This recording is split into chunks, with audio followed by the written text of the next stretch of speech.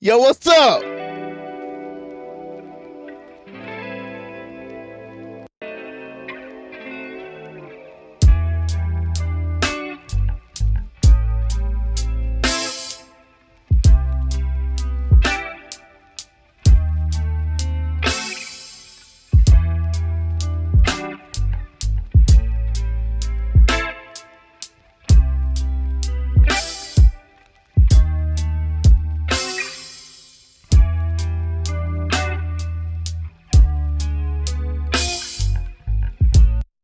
All right, yo, what's up? What's up? What's up with it? We in there, y'all.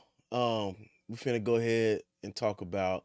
So I went live earlier, and turns out the stream was struggling. So if y'all see any frames or if the thing is just not going, please let me know.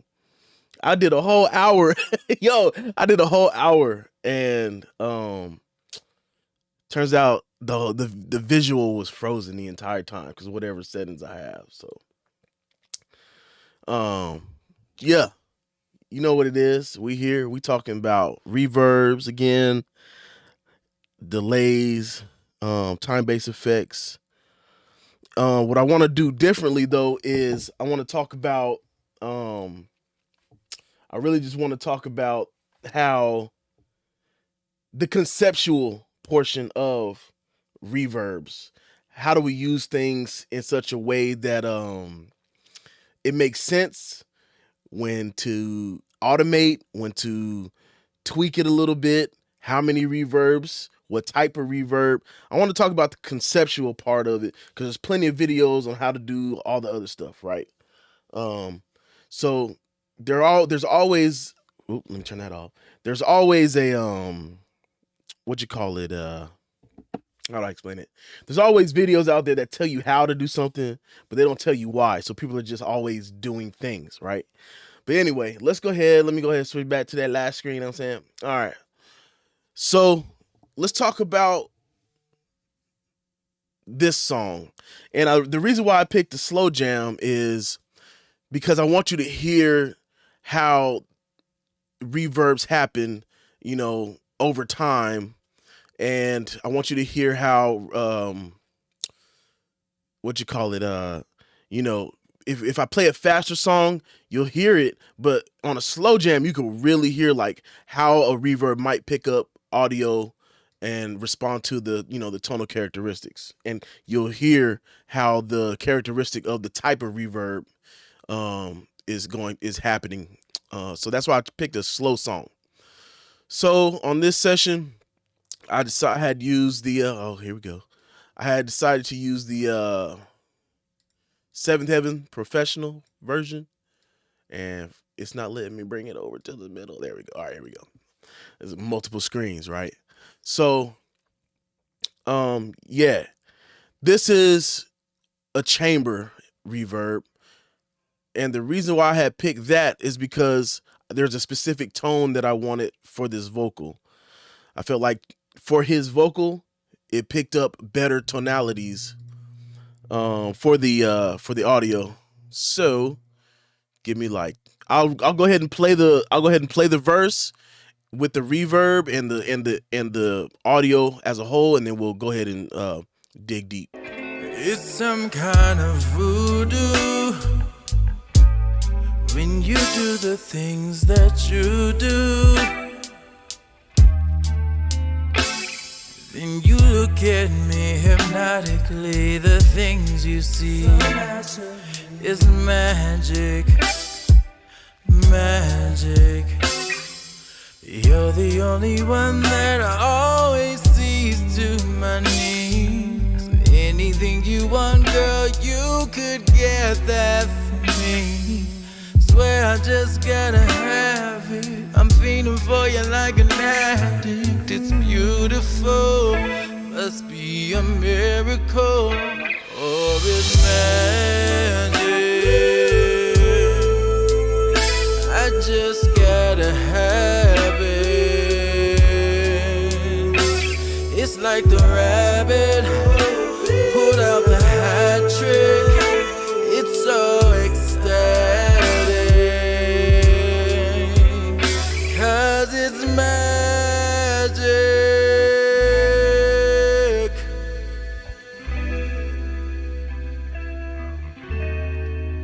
It's fake. All right. Hey, what's going on, Tim? So I don't know why it's not picking up the chat thing's not picking up the Facebook stuff, but we'll figure that out another time. But anyway, so let's talk about how this, the reason why I chose this reverb, and I brought up a spectrum meter for a reason.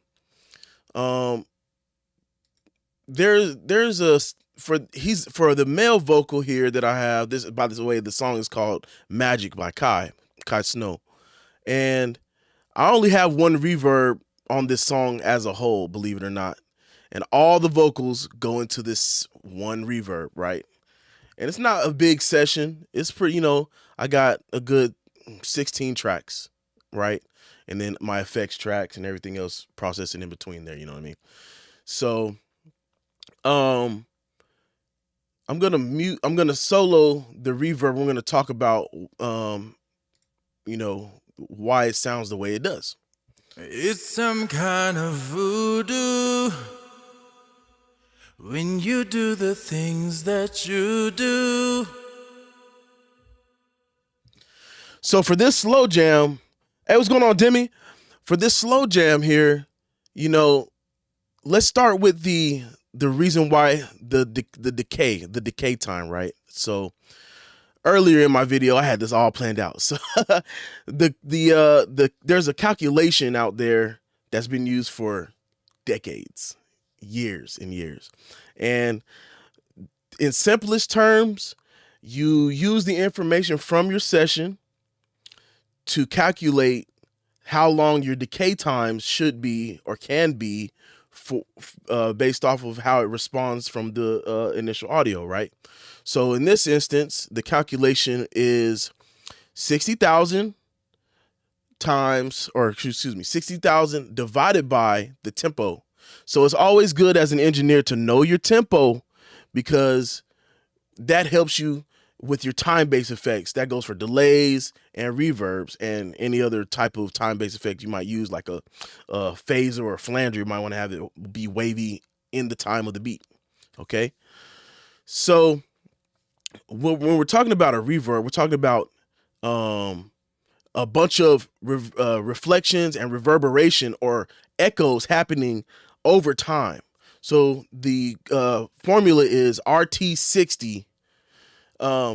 And what that is basically you have 60,000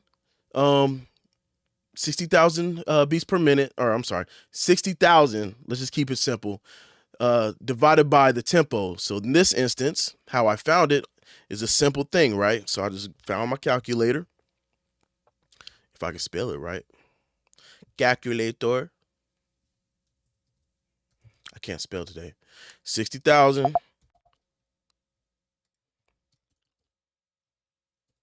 divided by 59.8. That gives me 1,003. I'm just gonna go with 1,000 for now, okay? That calculation gets you the quarter note of how long the reverb should last, right? So in this instance, that tells me this. I know, right? Math. I wish I could the actual formulation, the actual formula is a little bit more complicated, but it's, smart people have made it more simple for us, for people like me. So if we're going to talk about 1,000, That's 1,000 milliseconds, and 1,000 millisecond is basically 1 second. Got it? All right. Just got to move the decimal over. Basic, right? So 1 second here. Let's hear how the reverb sounds with the quarter note reverb setting. It's some kind of voodoo when you do the things that you do. Sounds pretty nice, right? And if you're feeling the tempo of the beat, right, it'll actually decay in time, so it's not hitting into the next phrase. That's why we do the decay time calculation, so that the decay happens in time, and then as the next phrase of the singer or whatever piece of audio you're trying to reverberate comes up, it actually doesn't feel out of sync. Believe it or not, these reverbs make things feel out of sync if they're not timed in a decent manner. Now, I'm not saying that you can't get creative, but I'm saying if you're going to use a reverb in a fashion where it kind of glues the mix together, you kind of want the thing to end at a good time, right? Because if it's ringing out the entire mix, it's going to sound like a mess for sure.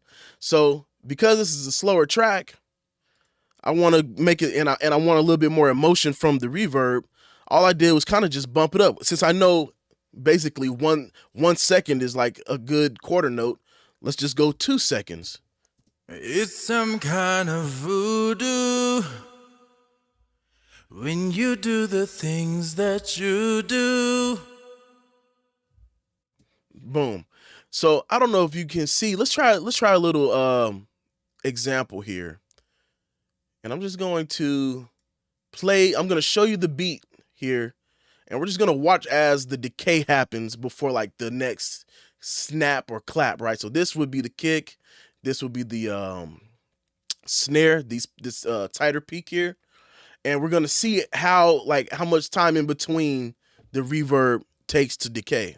It's some kind of voodoo. Boom. When you do the thing. So a little bit before that next kick, it decays. It's a bit finished. About right here where that marker is. Kind of voodoo. When you do the things that you do. So let's hear it in context. Kind of voodoo. When you do the things that you do. So now you hear, now that reverb goes into the time, right? Now that reverb goes down in time here with the beat, it sounds more controlled. Not only is the reverb there, but it's not overtaking the whole piece of the audio here. So in this mix, I didn't necessarily do too much here except EQ it, and then I set the reflections, right? So I'm gonna pull up a stock reverb from Studio One here, and we're gonna talk about stock reverbs. All right, boom. So believe it or not, the actual stock reverbs in every DAW are actually pretty doggone good and are probably the most used anyway. Reverbs can get pricey. So typically you start with, you have your pre-delay, your length of reverb, the mix between reflections, and your decay time or your reverb tail, right? So what is a reflection?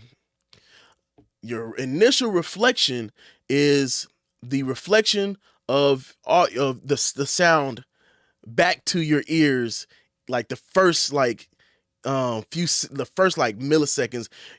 And how our ears determine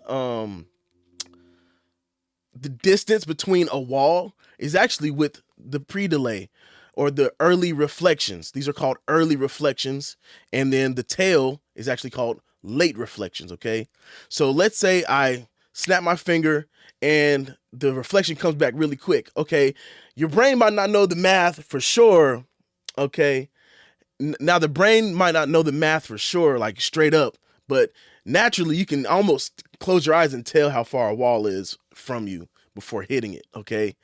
So before walking into it. And that's how your ears determine basically how big a room might be, okay? That's a little bit of science behind that. It can get a bit deeper. Your reverb tail is basically how those reflections continue to bounce after the initial early reflections, and they bounce off each wall back to the ear. And that's where you get your reverb tail from, okay? Now, moving on from that, this goes into the type of reverb. So after you've understood the early reflections and late reflections, you've got your room size and your type of room or type of reverberation material. And I'll get into material in the next part here. So since this is a room reverb, they're emulating a room. So this is a rectangular room here, about 5 meters. I think this is what, 5 cubic meters. I'd rather them say cubic meters, but I guess people don't understand that, so whatever. You can control how wide it is, and the wider it is, the bigger the reverb might sound. The bigger the room, the longer it takes for that reverberation or the reflections to come back to you. So what it looks like is this. Watch these graphs here, and you'll see exactly how that is. Smaller rooms, those early reflections come back to you. So your brain will say, hey, these walls are closer to me. Or if it's a big room, you might not even hear the reflections for a while, the early reflections for a while, like 50 cubic meters. It might not come back for 100 milliseconds. So that's pretty interesting. You can actually control how rectangular that is. And look how the reflections change. The reverb tail goes out farther. The height of the room. All right. This is actually a really good reverb to demonstrate that. All right. So let's go ahead and take a listen how this particular reverb sounds. I'm going to just zero out all these and put the send at 100. Kind of voodoo. You can clearly hear that this is a long hall, right? A small room. Kind of voodoo. When you do the things that you do, then you look at me hypnotically, the things you see. Brain's telling you, okay, wow, we're going into bigger spaces now. These rooms sound much more lush, much more plush, and much more tonally. You hear how the walls basically are interacting with the reflections and then interacting with each other as they bounce between walls, right? So let me go ahead. And so now that we've got the type of reverb, and you kind of want to go into choosing a reverb based on like the tone. So like, let's say this is all I had. I'm like, okay, maybe I don't want a huge room. Let's go to I want it to be a little bit dramatic, but not crazy dramatic. Let's go to a medium hall. Bring the size down a bit, make it a bit wider, make it a bit taller. And then there's still things that you have to consider, right? Maybe I don't want to hear the initial reflection too much. Kind of voodoo. When you do the things that you do. All right. So there's that. Now, if you want to talk about getting a little bit of extra clarity in your vocal, there's this thing called pre-delay. All right. So if we didn't have control over room reflections and the size of the room, we would at least have control over the pre-delay, which is what it does is it delays the audio correction. It delays the reverb starting time, whatever you set it after the audio comes through. So if I snap, the reverb will start after. So if I say, hey, I don't want you to start until 31 milliseconds after the snap happens. All right. So what that does is that allows the initial transients and audio to come through and actually provides clarity for that phrase or for that verse or whatever you're trying to say or do or snap or clap, whatever. It actually creates that little bit of time where the actual audio is just a bit dry. So check that out. Watch the difference here. Kind of voodoo when you do the things that you do. Then you look at me hypnotically. The things you see is magic, magic. Almost like a delay, almost like a regular delay, rather. But if you offset that by, I think I usually go around between 40 and 30, depending on the tempo. And that gives that initial audio to come through clear, and then the tails come in and do their job. So I think I had it at 3. Nope, not 3 milliseconds, 3 seconds. All right. So moving on. So now most reverbs will also have like an EQ section or a dampness section. Dampness is hard to explain. This in Studio One, they call it humidity, but it's basically how the high end of a reverb or the top, like the higher frequencies, how they basically respond over time. And so, like, for example, here you can hear all the airiness. Kind of voodoo. Hear all that top end. And actually, let me pull up the analyzer so we can see it. All right. And then the dampness will actually dull that out a little bit. Kind of voodoo when you do the things that you do. Then you look at me hypnotically. The things you see. So they call it dampness here. It's in most reverbs. It's called let me see what it's called. Shoot, I forgot the name of it, man. Ooh, I forgot the name already. But it is called dampen. You are gonna dampen the reverb, kind of smooths it out, rolls off some of that top end, so the reverb's not too. Hey, what's going on? Hey, I haven't gotten very far, Steve. I haven't gotten very far, Steve. But anyway, yeah. Anyway, so now that we've got that kind of understood, you also get some type of reflexivity, which is how it'll accentuate how those reflections happen against the material. Kind of voodoo. Kind of voodoo when you. So the reflexivity in this plugin is basically how many how many times we're gonna accentuate how the reflections bounce off the walls. This is that's a kind of unique feature to the Studio One room reverb, I think. And let's go on to population. This is basically like a tilt EQ, bass and movement. So the higher you go, closer to 1, more air. The lower, basically the lower frequencies get boosted, or the high frequencies get attenuated. Kind of voodoo when you do the things that you do.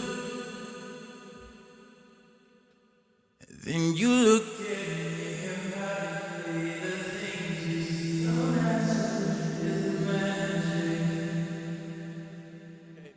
I'm not gonna go into the geometry here. This is a bit different from compared to some other reverbs, but this is an extra tool you can use, like for example the plane, basically the position of the listener, okay, the asymmetry between where you are in the room and then the distance from where you are in reference to the walls. That's actually pretty powerful tool on a reverb. Okay, so why do we use third-party reverbs? One, because they just do a little bit more. They do a little bit more specific things. The Seventh Heaven Professional actually has a bunch of different flavors of reverb. You can go for ambiances, chambers, different types of halls, different types of interiors. a nonlinear algorithm, plate materials, rooms, and different spaces. Okay, this is why. Hey, what's going on, everybody? Man, hey, Kai went in on this. Real talk, real talk. Um, and so it took a little bit of experimenting to get the right tone for the reverb, and that's why we mix. This is why it takes time, and this is why we get paid for our time, right? So I didn't, on this particular reverb, I didn't set the pre-delay. I kind of wanted it to be the way it is. I didn't bother setting it because it just worked, right? And a lot of that has to do with leveling, getting the send volume good enough. I chose a pretty medium to small room. So on the 7th Heaven Professional, 0 is a very small room, and then all the way up to 31 is a big room.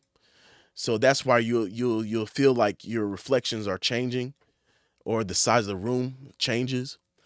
I didn't want to hear the early reflections too much, but I did want the late reflections to be accentuated. And so I also had set this to, what was it, 350. Oops, 350. It's not doing what I want it to do. But 350. Let's just call it 350. So the reason why I went 350 was just a creative thing. I kind of wanted the tail to go a little bit longer. All right. So you can actually control, like on your reverb, on certain reverbs, what the cutoff frequency. This is basically a low pass. How much high end you want to chop off your reflections, how much high end you want to chop off your actual reverberation. I won't talk about this right now. That's a whole nother beast. And then you have an EQ built in. All right. Normally, when you have stock plugins, you want to shape that reverb to do what you want it to do. So, and there's nothing wrong with just adding your EQ after your stock reverb. Stock reverb, stock EQ. You can actually make it a preset and just load it in, and then you can tweak it from there. So what does this do is you can refine it. I hear there's too much boxiness, so what do? Roll it off. Pow. Too much high end, I roll it off. Pow. And then you can tweak it from there. So like I know it's gonna still be a little bit boomy right here about 400, because that's where his voice lives, right? And this is it going into the conceptual part of it, right? When you have a specific vocal, and in this instance, this is a male vocal, you kind of want to make space for that where his fundamental is, right? His fundamental is around 400 here. So I kind of want that to get cleaned up, because if you have too much going on in that same spot, it's going to sound like it's going crazy.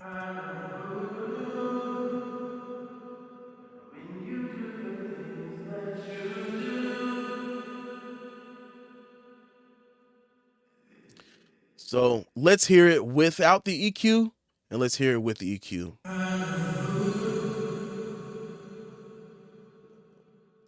Unmute the lead.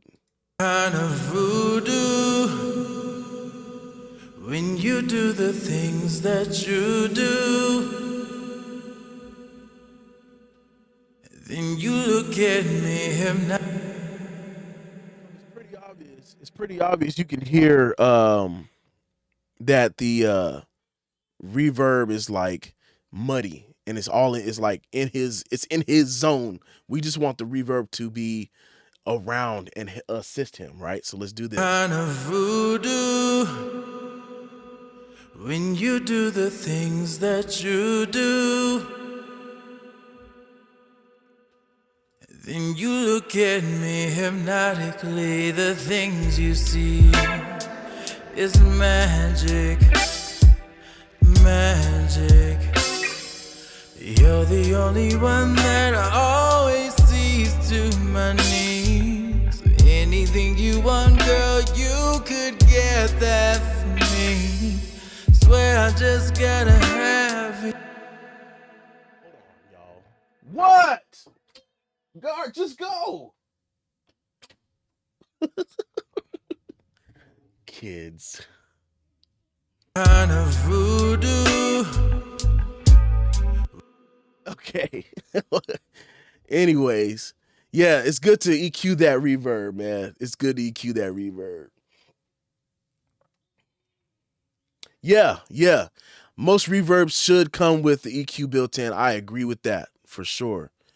And the Seventh Heaven Professional is one that does. So that's why I was able to kind of dial in the right tone. Now, going into picking the right type of reverb. Hey, what's going on, man?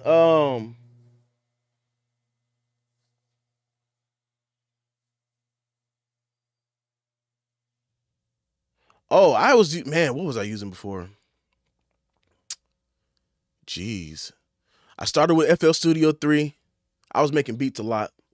Then I got into when I started actually by then it was what, FL Studio 11. And then I started getting into recording and FL Studio just wasn't that, it wasn't it, man.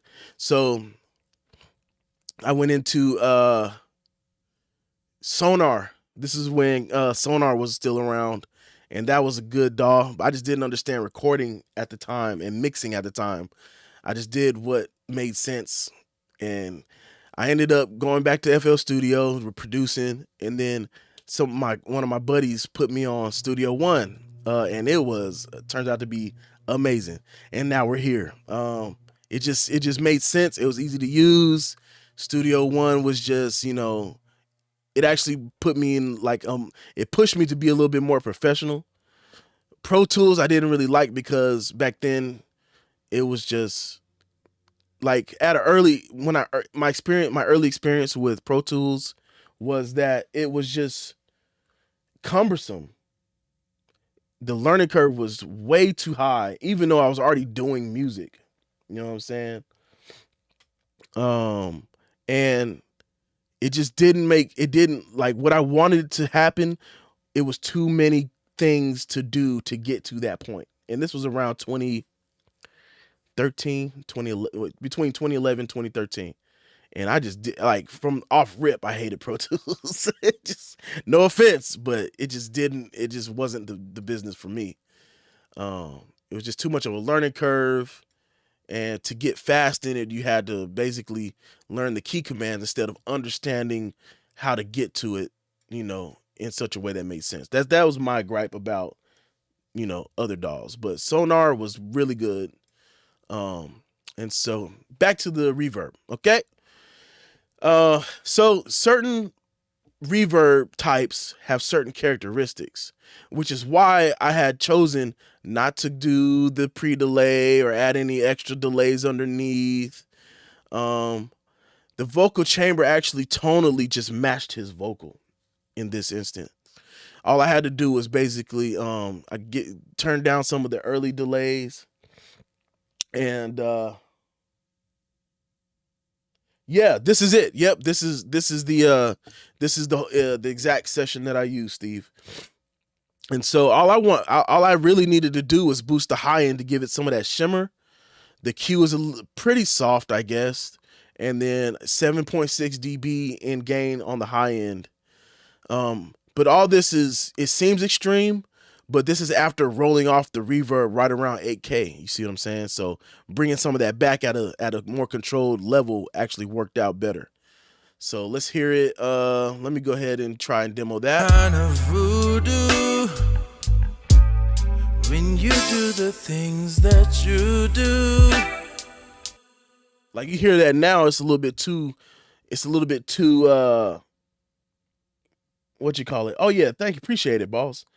It's a little bit too airy. Sometimes airy is good, but sometimes you kind of just want that thing to be back there and have enough sheen, but not be too, not to distract from the audio. Okay, I got the roll off going at 400 hertz, right around where his voice is a bit strong, and I believe the roll off or the low cut is pretty gentle. I think it's about 12 dB per octave, 6 dB per octave, not very high, not very steep. And then I just boosted there, and that was it. That's all I did on that reverb, and it worked out. But it did take some work going and listening to the different textures. So let's just go ahead and listen to the different textures. I'm going to solo this reverb. And Let's listen to how that goes.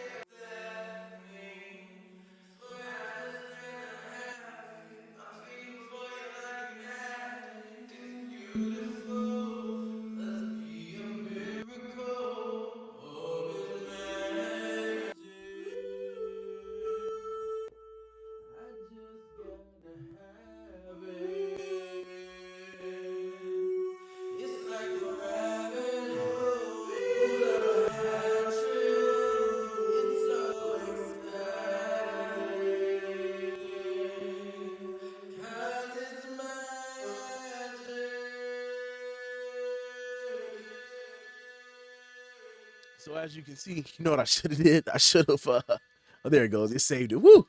Okay, that's why I like Studio One. Look, I just made all these changes. I was like, yo, I made all these changes, but I didn't copy my original preset.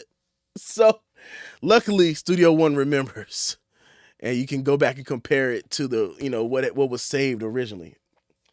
I know, right? Yo, the tone is really the tone of the reverb. Honestly, when you go through and pick the tone, you want to go through and bounce back between, does it fit the mix?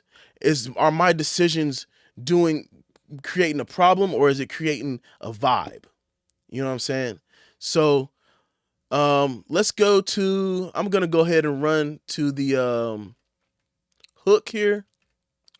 And just like I said, I only use one reverb. All the vocals go into this reverb, so everything sounds like it's in a space. Hey, thanks, Steve. So why do we want one reverb for multiple things?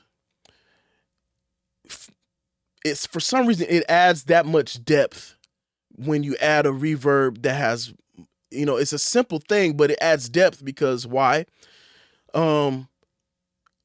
If it sounds like things are in too many places or too many rooms, it doesn't sound like it was in the same studio or in the same space.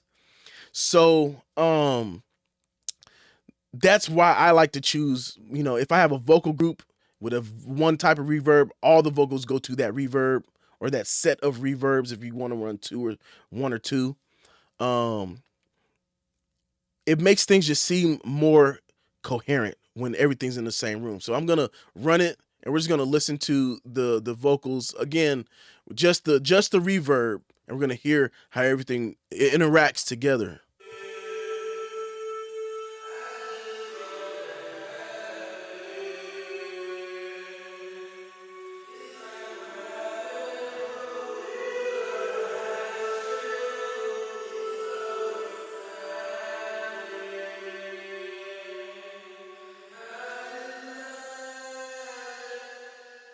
All right. You see how that goes? It sounds kind of weird there, like alone, but listen to how everything sounds when it's running together here. I just gotta have it. It's like the rabbit put out the hat trick. It's so ecstatic, 'cause it's magic.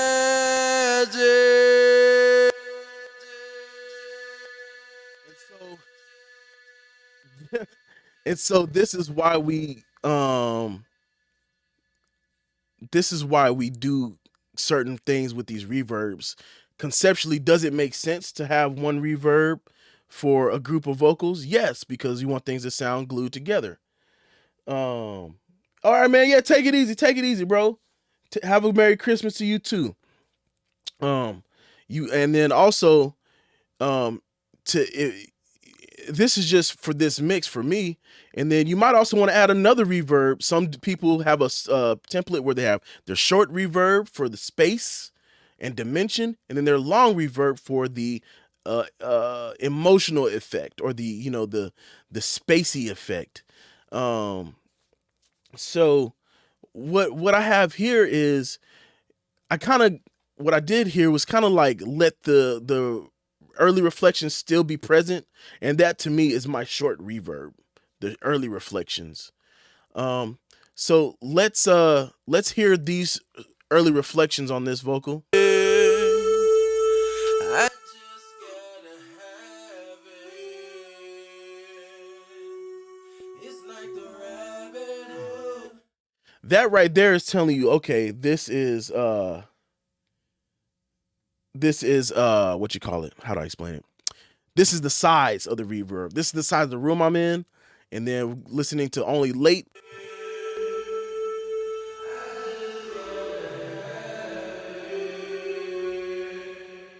It just, that is where the emotion starts to fill in. And all I did was, let me go ahead and paste that back. That's how I handled this reverb. And I think going into your other reverbs, you can do that here. You can do that logic, like, okay, is the tone that I'm getting from this type of reverb matching the vocal? Okay, how does it fit in the beat? Do I need to EQ it? What am I trying to get from it? So the reason, and again, back to the beginning, I chose a long decay time because I wanted that that that that bloom of beautiful reverb to happen and swell and then go away when the next phrase comes in. Let's see. Oh yeah, I that's a good question, Steve. I didn't talk about that. Let's talk about let me go ahead and pull this over here. Let's talk about send level. All right. Yes. Send level. As you can see, the fader is at 0 for this reverb. I don't even move the fader level. What I do use is the send level. In Pro Tools, you actually get a little fader that comes up. In Studio One, you get this blue line here that's basically your send level fader. And let's see, the ooze. It's track 3. Yeah, track 3 through 5, I believe. Yeah, 3 through 5. There, I mean, not necessarily. I think the fact that they had more volume going into that reverb was only because of the actual loudness of the ooze. They're pretty loud. If you can see the waveform, they're kind of louder than everything else, or as loud as the lead vocal. So I didn't have to do too much of that there. Okay. And you know what's crazy? This session was simple. If you're looking at my chain, there's not a lot going on. Not a lot going on, brothers and sisters. But anyway, yeah, and then some actually, I do have the effect going louder into there. Let me go ahead and name these. This is a reverb. This is my spreader, stereo imager, VCA, and there's the delay here. All right. So that's why we choose different kinds of delays and different kinds of reverb, and choose the times and how we determine what we should be doing with our reverbs, okay? So, moving on. Special effects, right? Let's get into our delays, into a delay.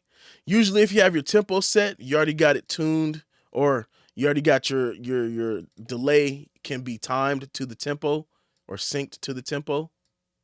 If this thing will work for me. I don't know why this thing's been switching sides on me. All right, here we go. So I had to do it by milliseconds because I wanted a specific type of delay, but you can sync it. And let me copy that. And you can do, your things here. Studio One has a little menu. You can just click it. And then, but what I have is milliseconds because it's a specific type of effect I wanted. So at the end of this phrase, I wanted the word to kind of echo out into the universe. And that's what my mind was saying. I need this to echo out into the universe. How do I get that to happen, right? Let me cut this compressor off real quick. Okay. So a lot of that has to do with automation. And I personally automate my sends on and off.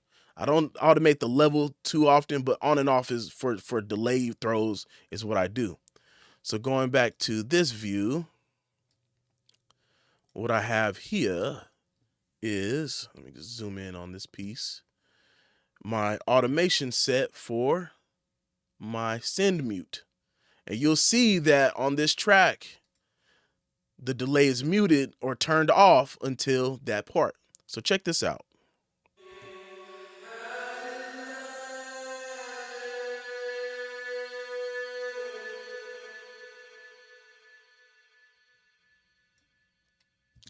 That to me added so much emotional value to the sound. And this is how I make these things work together. Sorry, that's a different plugin.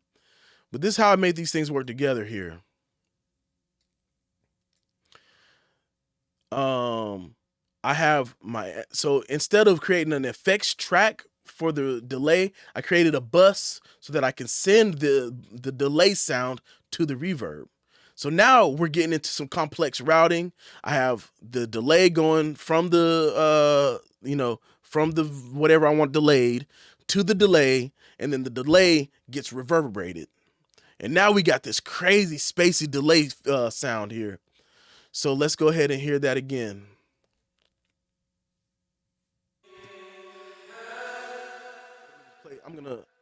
I'm gonna play the song, and then we'll hear how, the emotion that we're pulling from that part.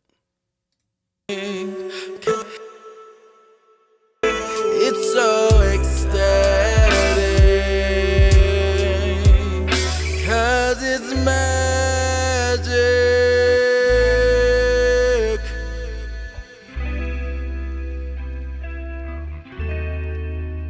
It's fatal.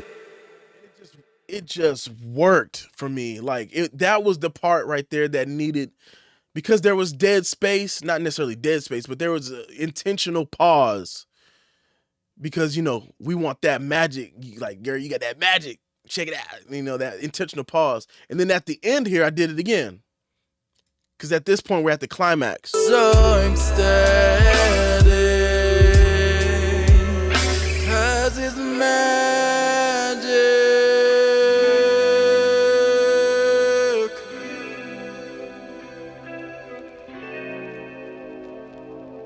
Magic.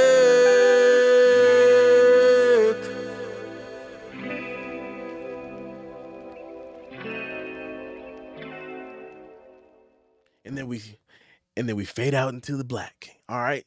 And so that's why we choose our reverbs, and that's why we choose our delay types and our times, to kind of make the song have a feel.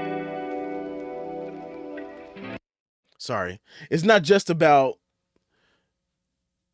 getting the delay on there to have a delay for just an effect. It's about invoking feeling.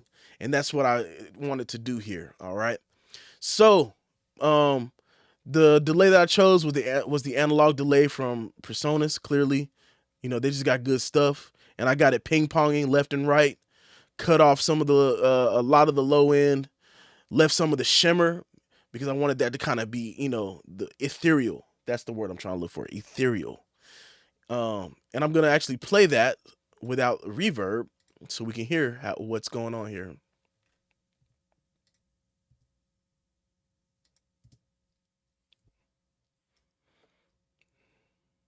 Cause it's magic.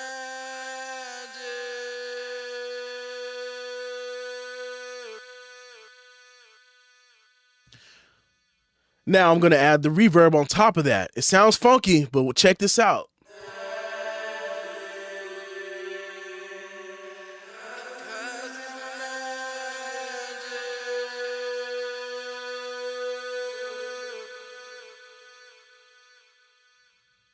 Boom.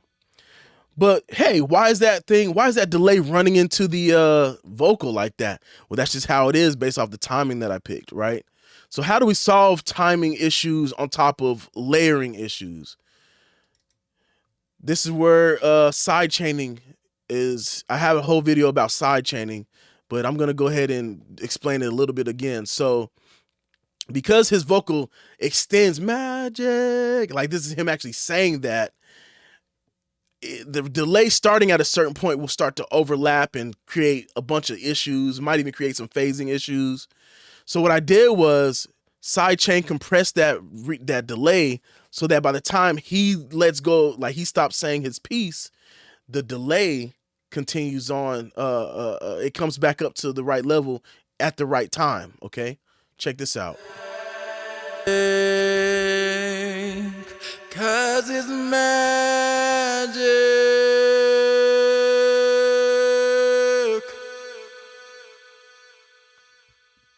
You see how it let itself go? Like, okay, now I'm ready to come up because the vocal is out of the way. That's what we're doing when we sidechain. So in Studio One, you pick a compressor you want, and then they make it so easy. You can actually go here, select the track you want to listen to. These should be named better, but I got kind of lazy. It's only 16 tracks. But anyway, I wanted to listen to the lead vocal. I turn the sidechain on. You can even filter what parts of the original audio you wanted to hear, but I didn't really care about that at that point. Set your attack and release to kind of match the, how you want it to come up, and then just turn your threshold down and keep going back and forth. You see, I set my ratio pretty tight because I want that thing to get knocked down, very strongly, and then upon the release, you can hear it. That's why we do that.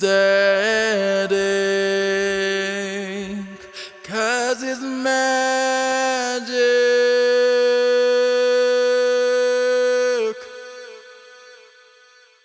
So that's the combination of sidechaining and automation at the same time. So not only am I turning on the send to the delay at that point, I'm also sidechaining at that point. So now we got a combination of we just created a complex function, and it's actually simple to do. You see how that goes? And that's a good joke, Steve. But so that's why I do certain things. Over time, you start learning these techniques and say, hey, what if I don't want my delay to go the entire freaking song.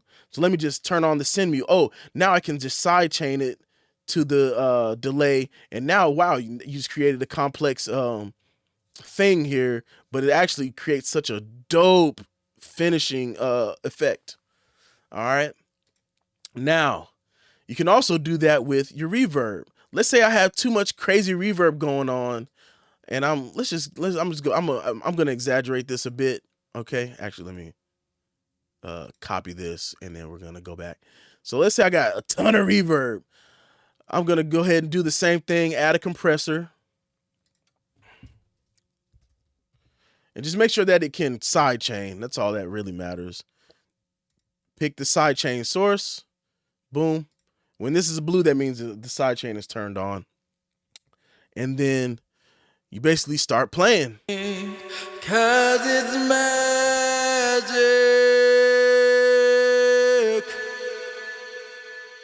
So let's say I wanted a huge reverb. Let's say I wanted a huge reverb, but I didn't want it to be in the way the entire time. Sidechaining your reverb works wonders. So let's go ahead and play it. And then I'm gonna mess around with the attack and release. Cause it's magic.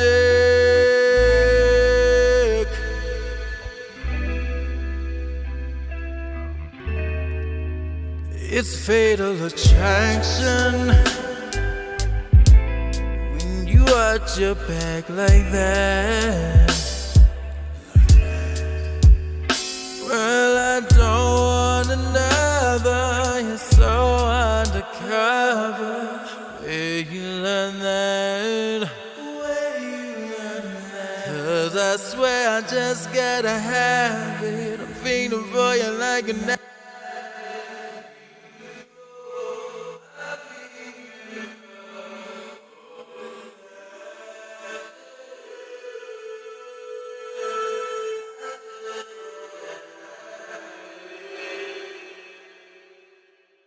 But so you can see the effect, right? Then this is very extreme. Typically, I wouldn't do too far deep like that, but You know, that's how you can do that. You can also get into mid-side processing. So let's say you want to attenuate your mids, but you want the reverb on the sides to be still present. In Studio One, you can use the splitter, a combination of plugins. All right. So what you would do is pull up the mix tool, then click MS Transform. What that's gonna do is it's gonna split the side information and the center information into two channels, and those two channels are now left and right. Mid information on the left, side information on the right. Bear with me, okay? Now I'm going to add a splitter and then do channel split. Boom. Now I can effectuate each channel separately, all right? So let's say I want to add a compressor. I'll go ahead and add a compressor. Go back to my stock one.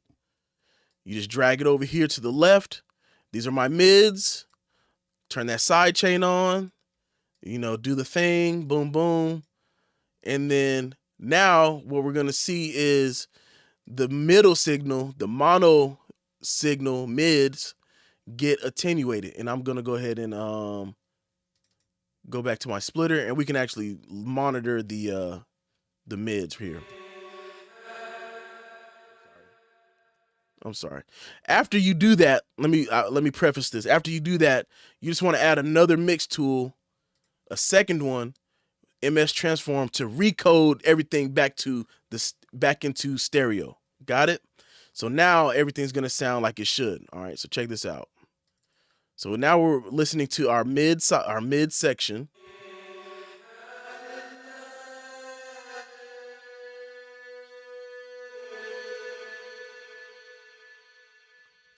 All right. And that's just the mids. Now, since we don't have anything going on the sides, our sides are unaffected.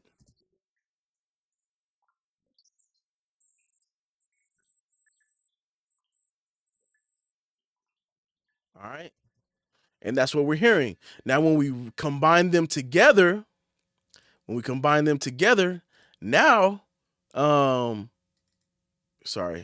now we are going to hear the accumulative effect.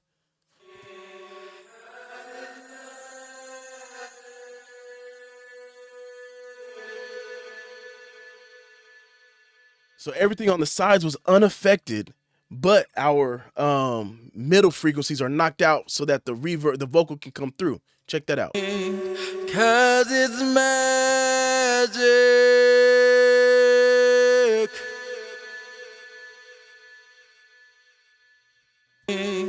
'Cause it's magic. So there you go. In Studio One, that's how you can set up mid-side processing with the mix tool. You basically need your mix tool, your splitter, and another mix tool to recode back down to normal. Okay. Now there might be other plugins out there that can do it. So for example, if I don't want to do all this, let's go ahead and just remove all that. You got plugins that you're gonna have to pay for, and they're usually really good at what they do, like Soothe. Soothe. And you can actually set this to mid-side, delink it. All right, and then I want the mids to get effectuated, and then all I have to do is turn on the side chain into that vocal. Let me go ahead and just reset this to that. Try that again. Mid, and then I'll leave that alone for now. But watch how it changed. It does a similar thing, but now we're doing it at a more advanced level per frequency basis. 'Cause it's magic.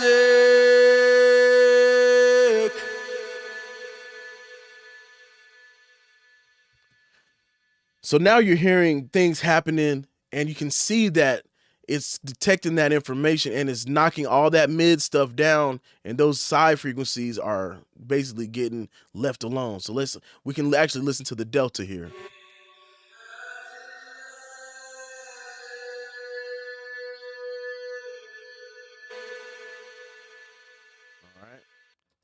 You can listen. You can actually listen to.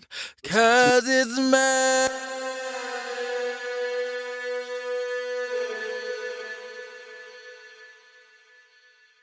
You feel me? And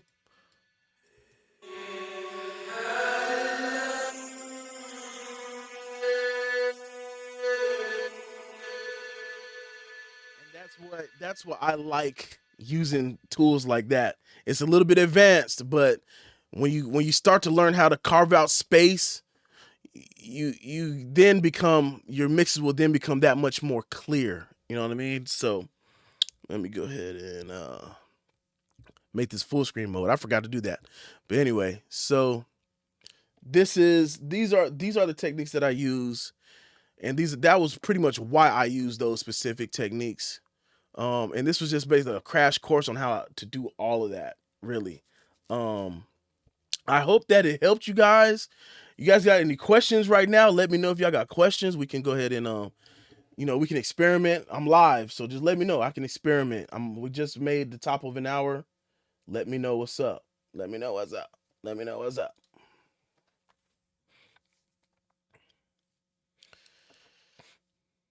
We can talk about different reverbs. We can talk about the different kinds of reverbs that I own.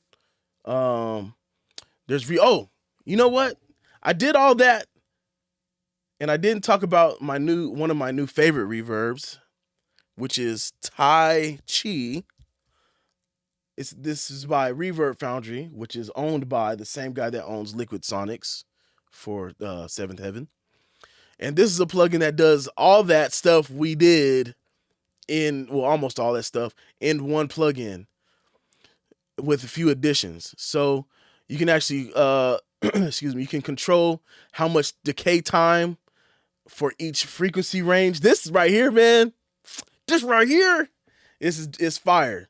So let's say I want my low end to reverberate, but not as long. I kind of want to just it's in there, but get it out of the way. Boom. It'll reverberate for 0.5 of whatever the decay time is. Okay. And that's for me. Sometimes you don't want to get rid of all the low end and the reverb. You want that thing to be nice and full sounding. So maybe just have the low end reverberate less instead of cutting it out completely. All right.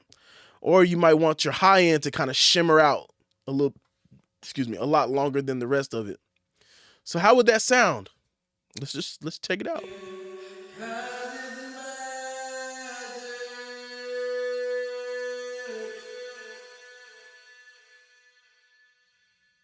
So now that high end is ringing out a lot farther than it would be if it was at its normal, just going strictly at the normal reverb time. Okay. Or you can have your mid range or your upper mids go a bit farther and clean it up so it's not too piercing.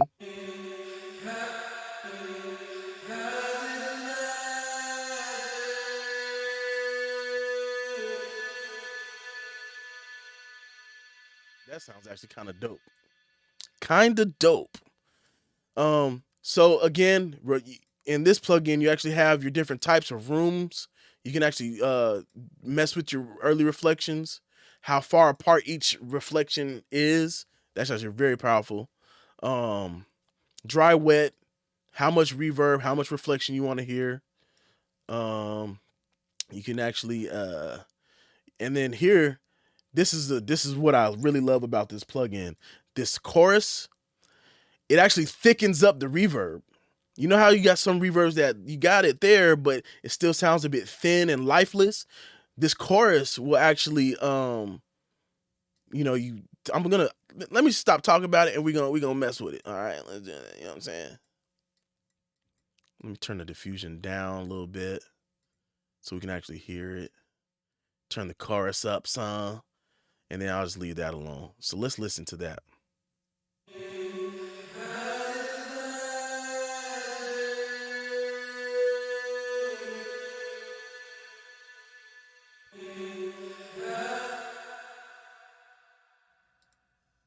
Where's that verse?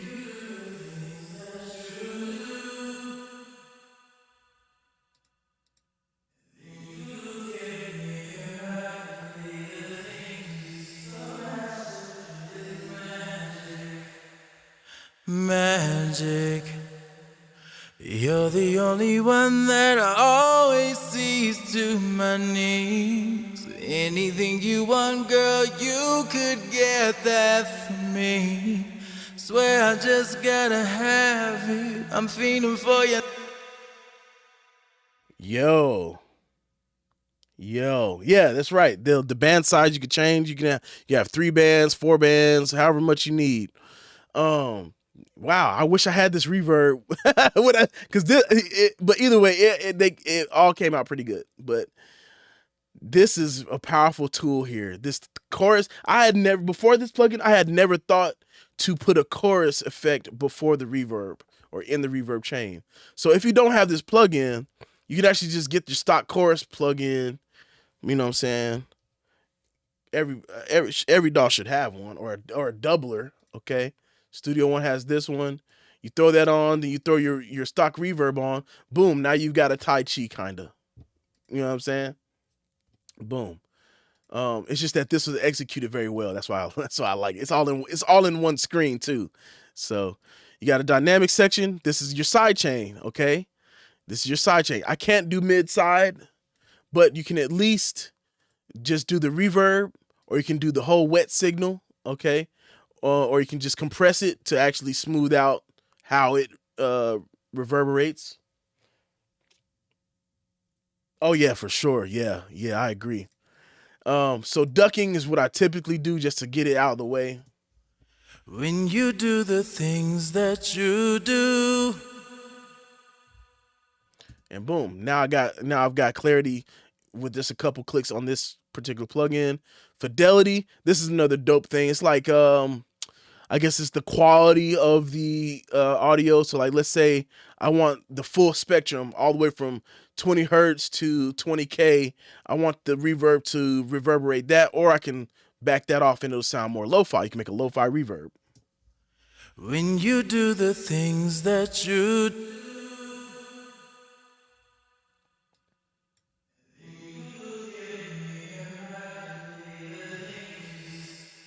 And then you can bit crush it. This is very interesting. This is more for like sound design though.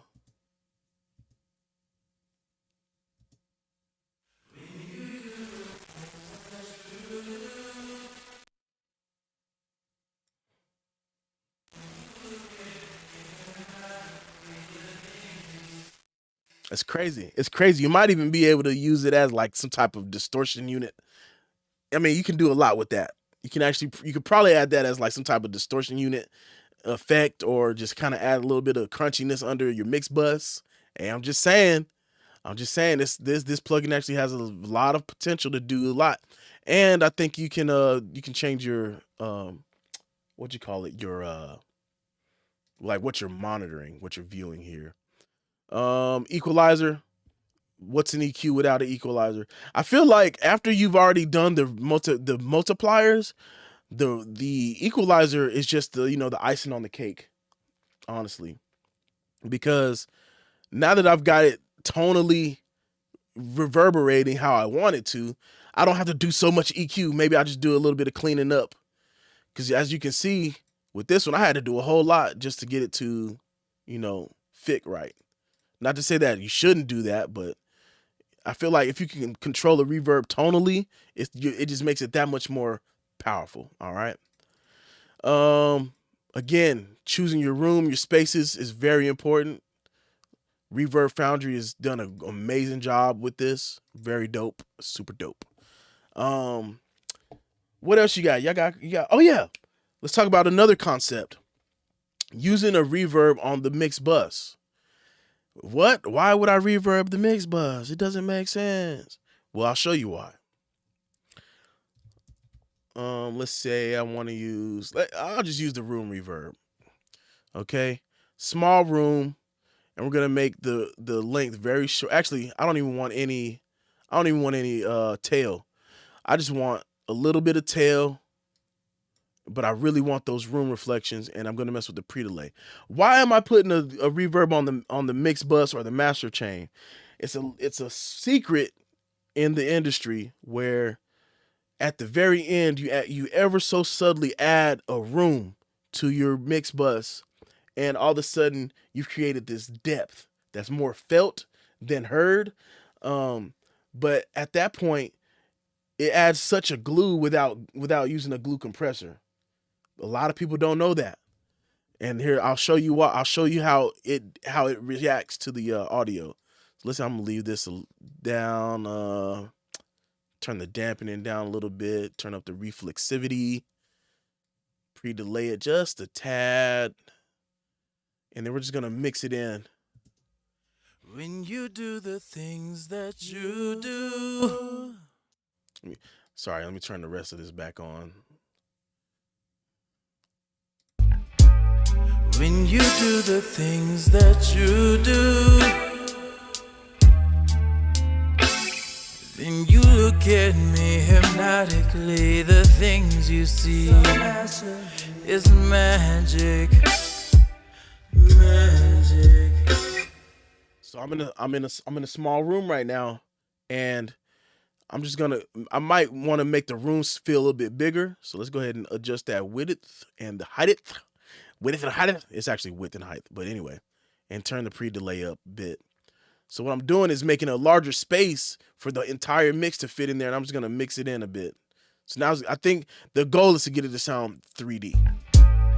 When you do the things that you do, then you look at me hypnotically. The things you see is magic, magic.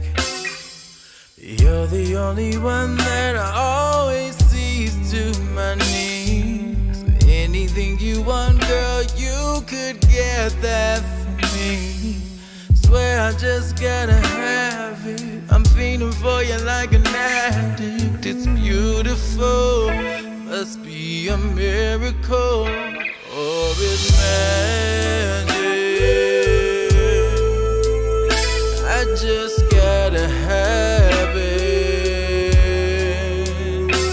It's like the rabbit pulled out the hat trick. It's so ecstatic, 'cause it's magic.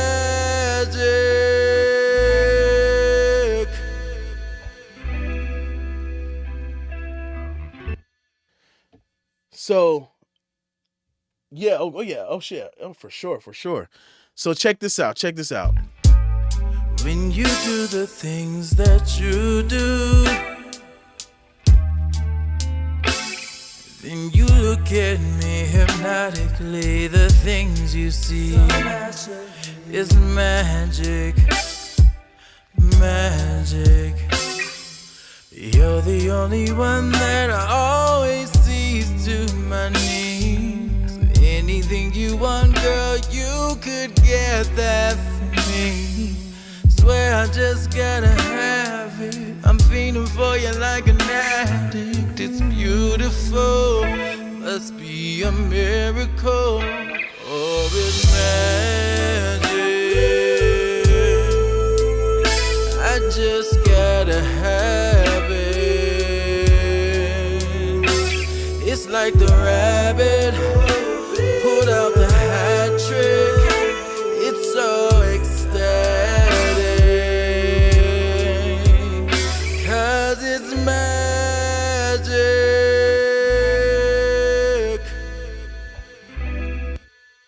So as you can hear, it's very, like, you got to do it very subtly. It only makes like an incremental difference in the feel. In this instance, it kind of made things a little bit more lo-fi. Yeah, it does something nice to the bass, but I think this particular reverb, or however I have it set it up, it kind of made the vocals get tucked in the back. But that might be what you want. You might want a little bit more glue, right? So check that. Let's listen again. Watch how the vocals get tucked into the mix a little bit. When you do the things that you do, then you look at me hypnotically. The things you see is magic, magic. You're the only one that I always sees to my needs. Anything you want, girl, you could get that from me.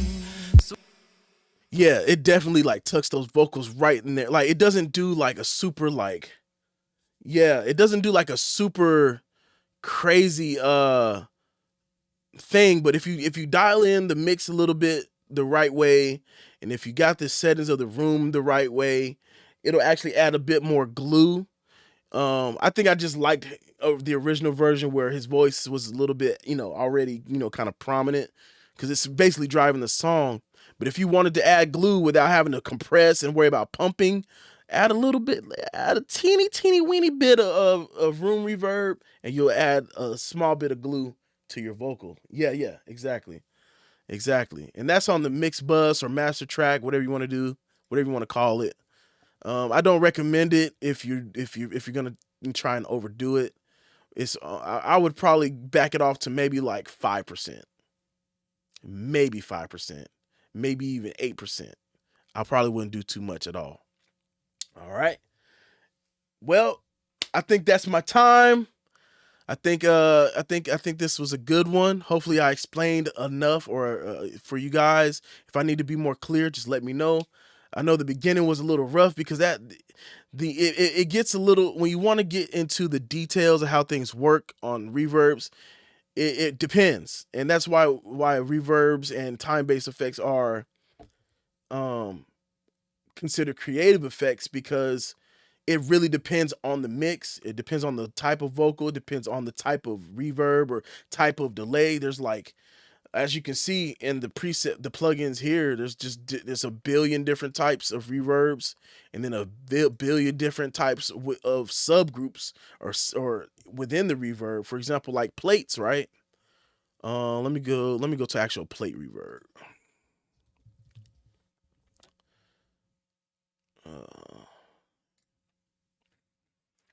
Oh, by the way, Liquid Sonics and Reverb Foundry, all their new, well, except for Seven Heaven, all their new reverbs are doing their surround sound compatible. So now you can mix in Atmos with these reverbs at a really good cost, right?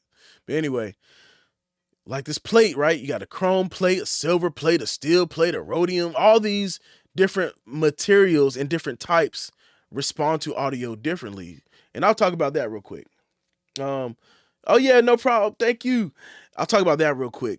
So let's talk about a gold plate, because I'm familiar with the gold plate.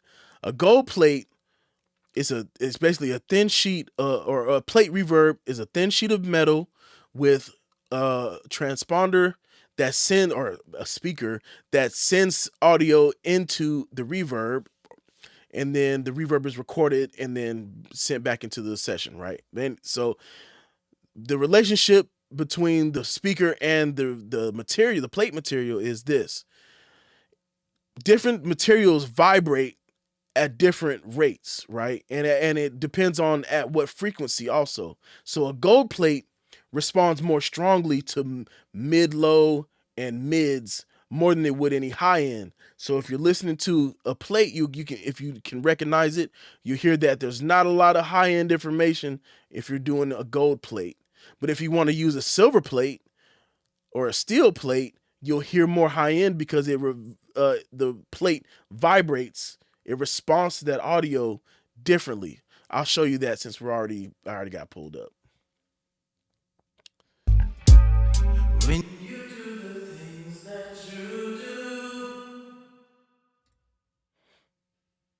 then you look at me hypnotically. The things you see so naturally is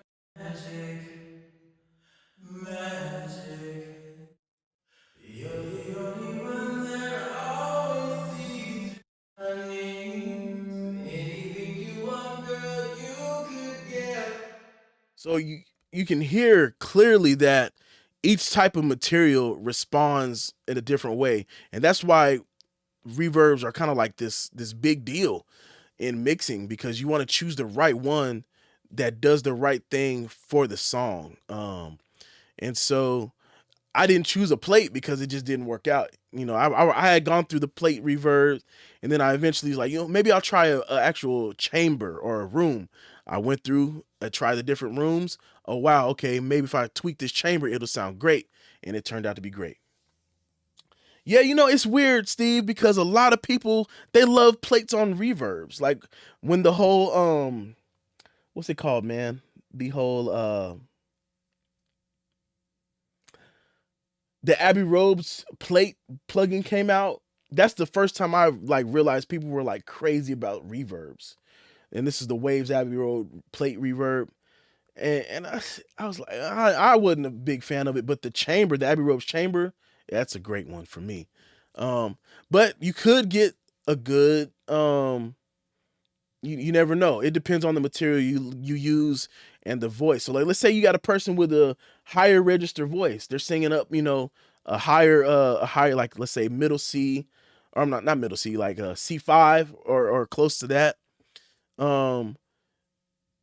You might want to choose something that's a little bit darker. Why create a higher reverb, you know, for something that's already high? It's already going to respond that way. So why not create something that's going to warm it, you know, smooth it out, or add a little bit of contrast. You know what I'm saying? Adding contrast is huge, and that's what reverbs and time-based effects do. They add that contrast to the mix, so not everything is static, not everything is sterile. You know what I'm saying? Definitely look into it. If you have the time, experiment with different types of reverbs on your vocal if you're recording yourself, on your artist vocal. And if you have a mix where you're like, man, I can't get this reverb right, you know, don't stick to the stereotypical, man, a plate reverb every mix. Try something different. And maybe it might not even be a reverb. It might be a delay. I might have to do another class on using delays as reverbs, or using delays in general, because delays can get crazy. Exactly. And it depends on, like, I think that's the EMT, which is also a gold plate. Very rich, deep sounding plate reverb. You know what I'm saying? So, you know, I'm glad I came online. I hope this helped you guys out. I know I'm running over my time. We're at 1 hour and 20 minutes. I kind of wanted to keep it on an hour, but it's just so much to reverbs and to delays, you know, and we cover mainly reverbs here and how to apply them and when to apply them. I think if you guys want to experiment, definitely don't be afraid to experiment. You ever wonder why The Weeknd has crazy reverbs? It's because his engineer was like, yo, let's, you know, this is the sound. Let's make it work. Let's figure out how to make it work. Here's a type of reverb. Here's the techniques we use. And that's it. You know what I'm saying?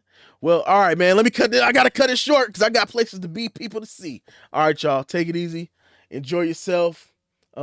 Experiment. I highly recommend all these reverbs. Liquid Sonics is my go-to. And now it's starting to be Reverb Foundry, since now I know that it's made by the same guy. Wow. Or owned by the same guy. Oh yeah, I sure didn't. I didn't do impulse responses. Oh yeah, I'll do that next. I'll do that next session. That's another class. I gotta write that down. Impulse responses are another thing. And just a quick tidbit: some of these plugins are the more advanced ones. The more advanced third party are like they do like, well, not all of them actually. I think it's just this one. Liquid Sonics, they actually do a combination of what you call it? They do a combination of impulse response and algorithmic reverb. So the Seventh Heaven is so great because it does both. So it's called IR. It's their technology called it used to be like on this thing here. Hold on. It's somewhere in here. Oh boy.